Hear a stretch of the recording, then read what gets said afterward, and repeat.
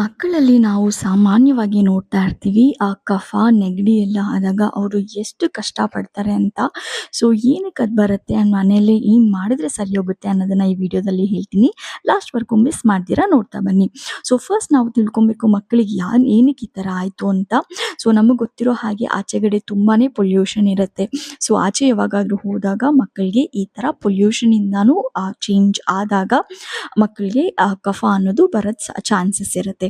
And ಹಾಗೆ weather ಕೂಡ changes ಆಗ್ತಾ ಇರುತ್ತೆ. ಮಳೆಗಾಲದಲ್ಲಿ ಚಳಿಗಾಲ ಆಗಿರ್ಬೋದು, ಸಡನ್ ಆಗಿ ಕ್ಲೈಮೇಟ್ ಚೇಂಜ್ ಆದಾಗ ಕೂಡ ಮಕ್ಕಳಲ್ಲಿ ಈ ತರ ಕಫ ಅನ್ನೋದು ಕಟ್ಕೊಳ್ತಾ ಬರುತ್ತೆ.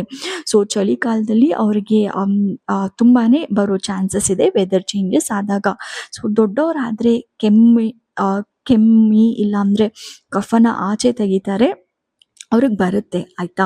ಆದರೆ ಚಿಕ್ಕ ಮಕ್ಕಳಿಗೆ ಆ ಥರ ಸೀನೋದಕ್ಕಾಗಿರ್ಬೋದು, ಕಫನ ಆಚೆ ತೆಗಿಯೋದಕ್ಕೆ ಆಗಲ್ಲ. ಅವರು ತುಂಬಾನೇ ಕಷ್ಟಪಡ್ತಾರೆ ಈ ಟೈಮಲ್ಲಿ. ಕೆಲವೊಬ್ಬರಿಗೆ ಫೀವರ್ ಕೂಡ ಬರುತ್ತೆ. ಸೊ ನೋಡಿ, ಈ ಥರ ನಾವಾಗಿದ್ರೆ ಮೂಗಲ್ಲಿ ಈ ಥರ ಕರ್ಚಿಫ್ನ ಇಟ್ಕೊಂಡು ತೆಗಿತೀವಿ ಆಚೆ. ಸೊ ಮಕ್ಕಳಿಗೆ ಆ ಥರ ಕಫನ ಆಚೆ ತೆಗಿಲಿಕ್ಕೆ ಆಗೋದೇ ಇಲ್ಲ. ಸೊ ಅವರಿಗೆ ಒಂದೊಂದು ಟೈಮಿಗೆ ಈ ಥರ ಫೀವರ್ ಎಲ್ಲ ಬಂದಾಗ ಅವರು ತುಂಬಾನೇ ಕಷ್ಟಪಡ್ತಾರೆ. ಹೇಗಪ್ಪ ಸರಿ ಮಾಡೋದು ಅಂತ ಮಕ್ಕಳನ್ನ ನೋಡ್ಕೊತಾರೋ ನಮಗೆ ತುಂಬಾನೇ ಅನ್ನಿಸ್ಬಿಡುತ್ತೆ. ತುಂಬಾನೇ ಅಳ್ತಾ ಇರ್ತಾರೆ. ಸೊ ನೆಗಡಿಗೆ ನಮಗೆ ಅವ್ರನ್ನ ನೋಡ್ಲಿಕ್ಕೆ ಆಗಲ್ಲ ಆ ಸಿಚುವೇಶನಲ್ಲಿ. ಇನ್ನ ಕೆಲವೊಬ್ಬರು ಮಕ್ಕಳಂತೂ ಫೀಡಿಂಗ್ನ ಕೂಡ ತಗೊಳ್ಳೋದನ್ನ ಕಂಪ್ಲೀಟಾಗಿ ಸ್ಟಾಪ್ ಮಾಡ್ತಾರೆ. ಸೊ ಯಾಕೆ ಅಂದರೆ ಅವರಿಗೆ ಎದೆಯಲ್ಲಿ ಕಫ ಅನ್ನೋದಿರೋದ್ರಿಂದ ಅವರು ಹಾಲನ್ನ ಕುಡಿಯೋದಿಲ್ಲ.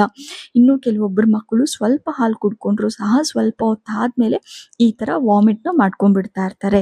ಸೊ ಅವರಿಗೆ ವಾಮಿಟ್ ಬಂದಾಗ ನಾವು ನೋಡ್ಬೋದು. ನಿಮಗೆ ಇಲ್ಲಿ ಡೌಟ್ ಬರ್ಬೋದು, ಎಲ್ಲ ಮಕ್ಕಳು ಸ್ವಲ್ಪ ಈ ಥರ ವಾಮಿಟ್ ಮಾಡ್ತಾರಲ್ಲ ಆ ಟೈಮಲ್ಲಿ ಅಂತ. ಬಟ್ ಆದರೆ ಈ ಟೈಮಲ್ಲಿ ಮಾಡೋ ವಾಮಿಟಲ್ಲಿ ಕಫ ಸೇರಿಕೊಂಡು ಬರ್ತಾ ಇರತ್ತೆ. ಸೊ ನಾವು ಅಬ್ಸರ್ವ್ ಮಾಡಿದ್ರೆ ಅವರ ವಾಮಿಟಲ್ಲಿ ನಮಗೆ ಗೊತ್ತಾಗ್ಬಿಡತ್ತೆ. ಅವರಿಗಂತೂ ಮಲ್ಗಕ್ಕೂ ಆಗೋದಿಲ್ಲ, ತುಂಬಾನೇ ಕಷ್ಟಪಡ್ತಾ ಇರ್ತಾರೆ. ಸೊ ಅವಾಗ ನಾವು ಈ ಥರ ಒಂದು ಎಕ್ವಿಪ್ಮೆಂಟ್ ಬರುತ್ತೆ, ಅದರಲ್ಲಿ ಅವಾಗವಾಗ ಮೂಗಲ್ಲಿ ತೆಗಿಯೋದಕ್ಕೆ ಟ್ರೈ ಮಾಡಿಕೊಂಡು ತೆಗೆದು ಅವ್ರನ್ನ ಮೂಗನ್ನ ಸ್ವಲ್ಪ ಕ್ಲಿಯರ್ ಮಾಡಿದ್ರೆ ಅವ್ರಿಗೆ ನೇಸಲ್ಸ್ ಅನ್ನೋದು ಕ್ಲಿಯರ್ ಆಗುತ್ತೆ. ಆ್ಯಂಡ್ ಆಮೇಲೆ ಡಾಕ್ಟರ್ ರೆಕಮೆಂಡೇಷನಿಂದ ನೇಸಲ್ ಡ್ರಾಪ್ಸ್ ಸಲೈನ್ ಅಂತ ಕೊಡ್ತಾರೆ, ಅದನ್ನು ಕೂಡ ಹಾಕ್ಬೋದು. ಸೊ ಆಮೇಲೆ ಈ ಥರ ಹಾಲು ತಗೊಳ್ಳೋಕ್ಕೂ ಕೂಡ ತುಂಬಾ ಕಷ್ಟಪಡ್ತಾ ಇರ್ತಾರೆ. ಸೊ ಆವಾಗ ಅವ್ರನ್ನ ನೋಡಿಕೊಂಡು ಅಪ್ರೈಟ್ ಪೊಸಿಷನಲ್ಲಿ ಕೂರಿಸ್ಕೊಂಡು ನಾವು ಕೊಡಬೇಕಾಗತ್ತೆ. ತುಂಬಾ ಸಿವಿಯಾರಿಟಿ ಇತ್ತು ಅಂತ ಹೇಳಿದರೆ ಆವಾಗ ಹಾಸ್ಪಿಟಲ್ನ ಕರ್ಕೊಂಡು ಹೋಗೋದು ತುಂಬಾ ಒಳ್ಳೆಯದು. ಅದಕ್ಕೂ ಮುಂಚೆ ಮನೆಯಲ್ಲಿ ಟ್ರೈ ಮಾಡಿ ಕಮ್ಮಿ ಮಾಡುವಂತಹದ್ದು ವಿಧಾನನ ನಾನಿವತ್ತು ನಿಮ್ಮ ವಿಡಿಯೋದಲ್ಲಿ ತಿಳಿಸ್ಕೊಡ್ತೀನಿ, ಓಕೆನಾ. ಸೊ ಇದಕ್ಕೆ ಬೇಕಾಗಿರುವಂತಹ ಸಾಮಾನುಗಳಲ್ಲಿ ಫಸ್ಟ್ ಮೇನ್ ಇಂಗ್ರೀಡಿಯೆಂಟ್ ಬಂದ್ಬಿಟ್ಟು ಇದು ಕಲ್ಲಿದ್ದಲು. ಈಸಿಯಾಗಿ ಇದು ನಮಗೆ ಇವಾಗ ಆನ್ಲೈನ್ ಪ್ಲ್ಯಾಟ್ಫಾರ್ಮ್ಗಳಲ್ಲಿ ಸಿಗುತ್ತೆ. ಫ್ಲಿಪ್ಕಾರ್ಟ್, ಅಮೆಝಾನ್ ಈ ಥರ ತುಂಬ ಪ್ಲ್ಯಾಟ್ಫಾರ್ಮ್ಸಲ್ಲಿ ಅವೈಲೇಬಲ್ ಇದೆ. ನೀವು ಒಂದ್ಸಲ ಹೋಗಿ ಚೆಕ್ಔಟ್ ಮಾಡಿ, ತುಂಬ ಈಸಿಯಾಗಿ ಅವೈಲೇಬಲ್ ಇದೆ. ಇಲ್ಲ ಅಂತ ಹೇಳಿದ್ರೆ ಮನೆ ಹತ್ರ ಯಾರಾದರೂ ಐರನ್ ಮಾಡೋವಂಥವ್ರು, ಇವಾಗ ಎಲೆಕ್ಟ್ರಿಸಿಟಿ ಯೂಸ್ ಮಾಡ್ತೀರಾ, ಈ ಥರ ಕಲ್ಲಿದ್ದಲು ಯೂಸ್ ಮಾಡಿಕೊಂಡು ಮಾಡೋವಂಥವ್ರು ಯಾರಾದರೂ ಇದ್ದರೂ ಅವ್ರ ಹತ್ರ ಹೋಗಿ ಕೇಳಿದ್ರೆ ನಿಮಗೆ ಕೊಡ್ತಾರೆ. ಸೊ ನನಗೆ ಅದೇ ಥರನೇ ಗೊತ್ತಿರೋರ ಹತ್ರ ನನ್ನ ಹಸ್ಬೆಂಡ್ ಕೇಳಿ ಇಸ್ಕೊಂಬಂದಿದ್ರು.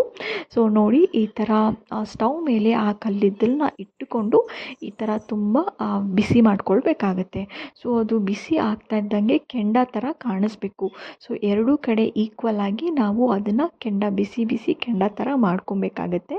ಸೊ ಒಂದು ಫುಲ್ಲು ಕೆಂಡ ಆಗಿದೆ ಅಂತ ಹೇಳಿದಾಗ ನೀವು ನೀಟಾಗಿ ಇನ್ನೊಂದು ಕಂಟೈನರಿಗೆ ಅದನ್ನು ಟ್ರಾನ್ಸ್ಫರ್ ಮಾಡ್ಕೊಳ್ಳಿ. ಸೊ ನಾನಿಲ್ಲಿ ಯೂಶ್ವಲಿ ನಾವು ಸಾಸಿವೆ ಎಲ್ಲ ಹಾಕ್ಬಿಟ್ಟು ಒಗ್ಗರಣೆ ಕೊಡ್ತೀವಲ್ಲ, ಆ ಥರದ್ದು ಸ್ಪ್ಯಾಚುಲಾಗೆ ಟ್ರಾನ್ಸ್ಫರ್ ಮಾಡ್ಕೊಂಡಿದ್ದೀನಿ. ಸೊ ವುಡನ್ ಇಟ್ಕೊಳ್ಳೋದಕ್ಕೆ ಕರೆಕ್ಟಾಗಿರುತ್ತೆ ಅಂತ. ಆಮೇಲೆ ನಾವು ಈ ಥರ ಅಡುಗೆಗೆ ಯೂಸ್ ಮಾಡ್ತೀವಲ್ಲ, ಆ ಥರ ಎಣ್ಣೆನ ಕೈಗೆ ಈ ಥರ ಬಳ್ಕೊಂಡು ಅದರಲ್ಲಿ ಬಿಸಿ ಮಾಡಿದ ಕೆಂಡದಲ್ಲಿ ಕಾವು ಕೊಟ್ಕೊಂಡು ನಮ್ಮ ಕೈಗೆ ಈ ಥರ ಟೆಸ್ಟ್ ಮಾಡ್ಕೊಳ್ಳಿ ಫಸ್ಟ್. ಸೊ ಆ ಹೀಟ್ ನಮ್ಮ ಕೈ ತಡಿಯೋಕ್ಕಾಗುತ್ತಾ ಇಲ್ವಾ ಅಂತ ಸೊ ನಮಗೆ ಗೊತ್ತಾಗುತ್ತೆ. ಸೊ ಇಷ್ಟು ಕೆಪಾಸಿಟಿ ಇದೆ ಅಂತ. ಸೊ ಆವಾಗ ನಾವು ಮಕ್ಕಳಿಗೆ ಇಷ್ಟು ಹೀಟ್ ಕೊಡ್ಬೋದು ಅಂತ ಅನ್ನಿಸ್ದಾಗ ಹೋಗಿ ಅವರ ಚೆಸ್ಟ್ ಹತ್ರ ಹೀಗೆ ಮೇಲೆಯಿಂದ ಕೆಳಗಡೆ ಮತ್ತು ಕೆಳಗಡೆಯಿಂದ ಮೇಲೆ ಮಸಾಜ್ ಮಾಡ್ತಾ ಬರಬೇಕಾಗತ್ತೆ. ಸೊ ದಟ್ ಅವರಿಗೆ ಅಲ್ಲಿ ಚೆಸ್ಟಲ್ಲಿ ಆ ಹೀಟಿಗೆ ಸ್ವಲ್ಪ ಒಳಗಡೆ ಹೀಟ್ ಫೀಲ್ ಆಗಿ ಅಲ್ಲಿರೋ ಕಫ ಎಲ್ಲ ಅವರಿಗೆ ಆಚೆ ಬರಲಿಕ್ಕೆ ತುಂಬಾ ಸಹಾಯ ಮಾಡುತ್ತೆ. ಸೊ ದಿನಕ್ಕೆ ಏನಿಲ್ಲ ಅಂತ ಹೇಳೋದು ಒಂದು 3 ಟೈಮ್ಸ್ ನೀವು ಇದನ್ನು ಮಾಡಿ ಖಂಡಿತ 100% ನಿಮಗೆ ಇದರಲ್ಲಿ ರಿಸಲ್ಟ್ನ ನೋಡ್ಬೋದಾಗತ್ತೆ.